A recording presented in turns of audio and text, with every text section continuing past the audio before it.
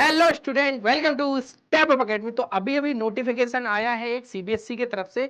उस नोटिफिकेशन को बहुत अच्छे से पढ़ लीजिए आप सभी लोग, क्योंकि आप सभी लोग इस साल देने वाले हो बोर्ड के एग्जाम। तो क्लास 10th के स्टूडेंट आप लोग स्पेशली इस चीज को बहुत अच्छे से देख कर जाइए। बोर्ड में कॉपी कैसे लिखनी, अगर सही से कॉपी नहीं लिखी आपने, मिक्स तरीके से अगर आपने कॉपी लिख दी तो आपके मार्क्स नहीं आएंगे। तो देख लेते हैं नोटिफिकेशन क्या आया है।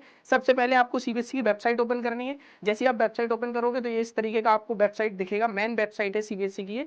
जैसे आप यहाँ से ओपन करोगे इस तरीके से, तो सीबीएसई के हमें मेन वेबसाइट पे जाना है। यहीं पर हमारे नोटिफिकेशन आते हैं। जैसे आप इसको क्लिक करोगे तो इसमें ये देखो नोटिफिकेशन पड़ा हुआ है, guidance to class 10th student for board examination. ये इस पे क्लिक किया आपने जैसे ही, ये इस तरीके का पेज ओपन हो जाएगा आपका, है ना।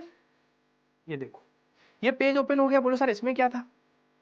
अब देखो इसमें क्या दिया गया है। आपको इस साल से पता होगा कि साइंस का जो पेपर होने वाला है, पहले वो अलग अलग सेक्शंस में होता था, लेकिन अब पर्टिकुलर एक सब्जेक्ट के लिए एक सेक्शन है। यानी फिजिक्स के अगर क्वेश्चन आएंगे तो पूरे एक सेक्शन में रहेंगे। ऐसे बी में केमिस्ट्री रहेगी और सी में ऐसा ऐसा, मतलब एक सेक्शन कंप्लीट एक सब्जेक्ट के लिए है। वही यहाँ पर दिया गया। बोले सर ये तो सब हमें पता था, लेकिन जब आपको आंसर राइटिंग लिखनी है कॉपी में तो उसका बिल्कुल ध्यान रखिएगा, नहीं तो आपके मार्क्स नहीं आएंगे। बोले सर क्या ध्यान रखना है। सबसे पहले आ जाइए, क्योंकि आपको पता है कि भैया साइंस के पेपर को आपको 3 सेक्शन में डिवाइड करके दिया गया है यहाँ पे, क्लियर है। और सोशल साइंस के 4 सेक्शन में। बोले सर ठीक है, देखो यहाँ पे दिया गया ना हमें, ये साइंस के 3 सेक्शन में पेपर आएगा, फिजिक्स केमिस्ट्री और बायोलॉजी। और सोशल साइंस के 4 में आएगा, इकोनॉमिक्स हिस्ट्री और पॉलिटिकल साइंस, और आपका इकोनॉमिक्स जियोग्राफी हो जाएगा, है ना।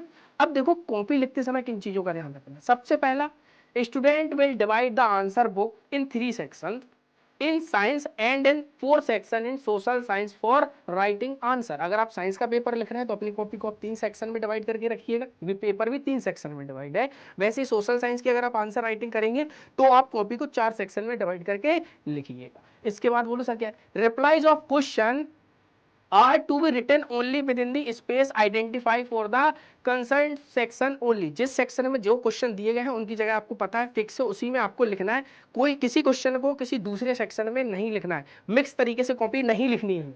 Reply of a section should not be written on mixed in any other section. ये नहीं हो सेक्शन 1 का क्वेश्चन फिजिक्स का है, वो हमने सेक्शन 1 का क्वेश्चन वहां पे लिख दिया केमिस्ट्री के साथ या फिर बायोलॉजी के साथ, तो फिर ये गलत हो जाएगा। याद रखना है यहाँ पे, in case if replies are mixed there will be no, there will be evaluate not, there will not be evaluate and no marks will be answered। किसी भी तरीके से आपकी कॉपी को चेक नहीं किया जाएगा अगर आपने अपनी कॉपी को मिक्स तरीके से लिखा है तो।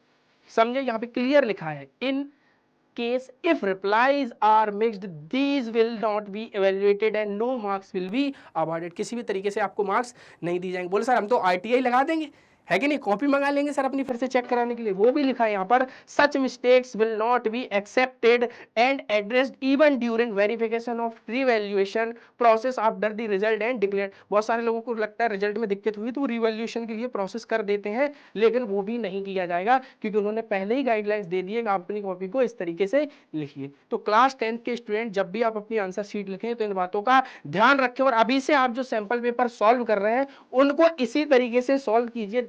जब आप बोर्ड में वही क्वेश्चन करेंगे जिस सेक्शन के जो क्वेश्चन है, तो आपको वहां पर दिक्कत नहीं होगी। तो मैं उम्मीद करता हूं यह वीडियो आपको समझ में आ गया होगा। समझ में आ गया है तो उस वीडियो को जल्दी से अपने दोस्तों तक शेयर कर दीजिए। तब तक के लिए मिलेंगे नेक्स्ट वीडियो में। Thank you.